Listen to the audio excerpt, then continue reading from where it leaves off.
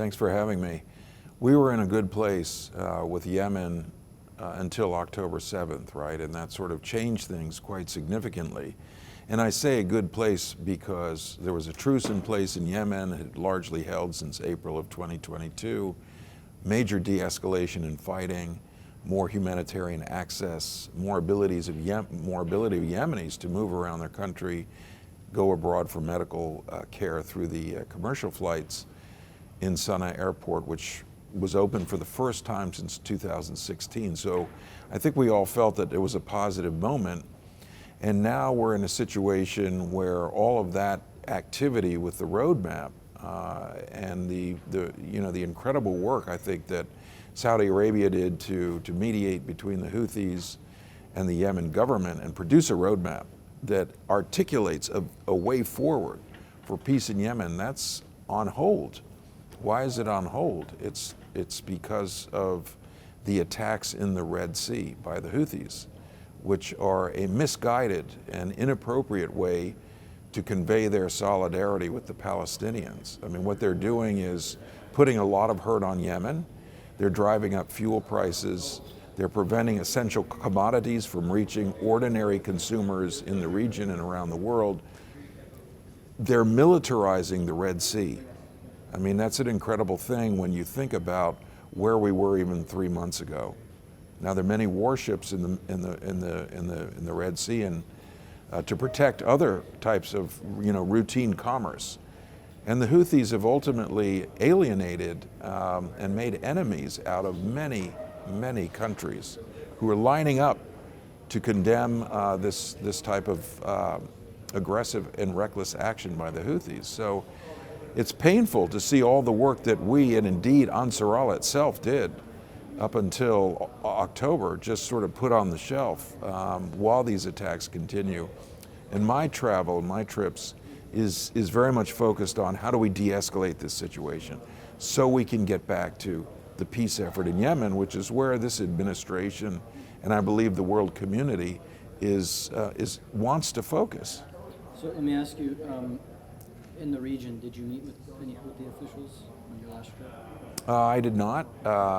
I met with Saudi leadership, the Yemeni leadership, and with the Omanis as well, who are all crucial partners in this effort. I think the Houthis have sent out a number of messages indicating that they will stop the attacks on Red Sea shipping once there is a ceasefire in Gaza. And believe me, I and my government want to get to that point in Gaza, and the Secretary is working really night and day, I mean 24/7 as we say, to reach a point where there's more humanitarian supplies going into Gaza and to work a solution that ultimately brings the Palestinians their own state.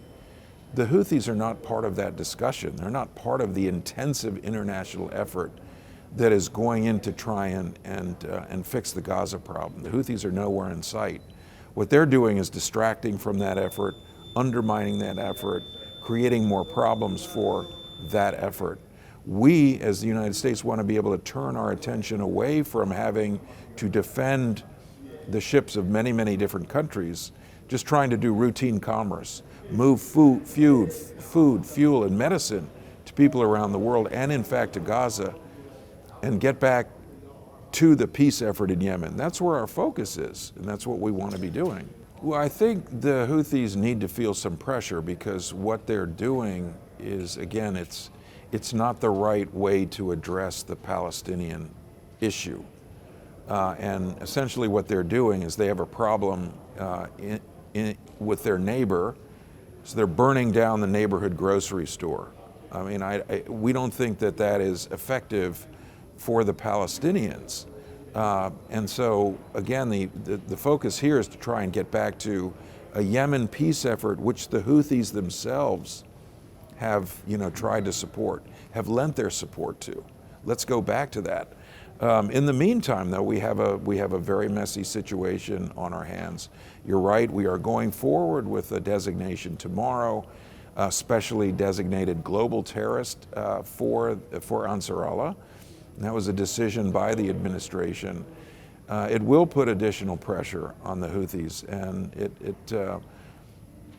it is a development that I think would go into effect and would have impact on their ability to finance their efforts in the Red Sea and some of their other activities. And I think the Secretary has been clear that when the Houthis stop the attacks on the Red Sea, we can end the military piece of this and also work to roll back the designation. Unfortunately, it shows the malign preference of the Iranians. They're not only not telling the Houthis to stop or asking them to stop, they are aiding and facilitating these strikes on ships. That's not the way an international partner should behave, an international country. So we again call on the Iranians to stop fueling the conflict in the Red Sea. Let us move back to de-escalate and demilitarize, and let the Iranians support the peace effort, which they have given public support to in the past. Let them return their support to that effort. That's an appropriate role for Iran to play.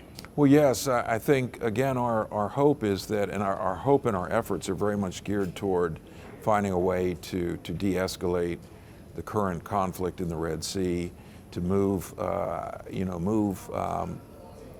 to demilitarize and to move back to the Yemen peace process. And in fact, I would point to the fact that there is a roadmap that the Houthis, the Yemen government, the Saudis, the international community all support, which was reached, an understanding was reached in December. That effort is on hold. How can we go forward with a peace effort in Yemen according to that roadmap when the Houthis are in fact attacking the global economy, the world economy, through their indiscriminate attacks on Red Sea shipping? So the responsibility for holding up the show is with the Houthis, and that's very unfortunate. We urge them to move away from the Red Sea attacks, focus again on what needs to happen inside Yemen to stabilize the country, bring humanitarian supplies in.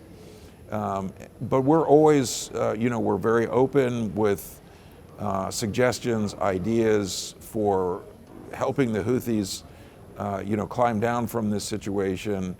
We want to continue to explore every avenue possible, and there are, active efforts underway even now as we move toward this designation that we hope will bear fruit. Well, I think eventually they will. I don't believe they have an intention to continue this after a ceasefire in Gaza, but my concern is we may be some time away, some weeks away perhaps, I don't know exactly, from a ceasefire in Gaza.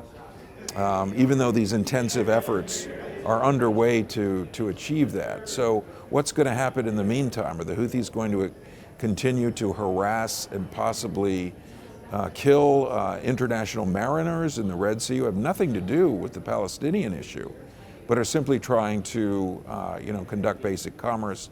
Why don't they release the crew of the Galaxy Leader, a ship that they hijacked on November 19th? They continue to detain that crew. What is the valid reason for that? There is none. So I think the Houthis know what steps they need to take if they want to de-escalate this situation. I was with our US military at CENTCOM headquarters on Tuesday. These are professionals. They know what they're doing. They continue to identify targets among the Houthi military capability to destroy. Those strikes are very successful in degrading the Houthi military capability. We can keep doing this, or we can stop and we can go back to peace.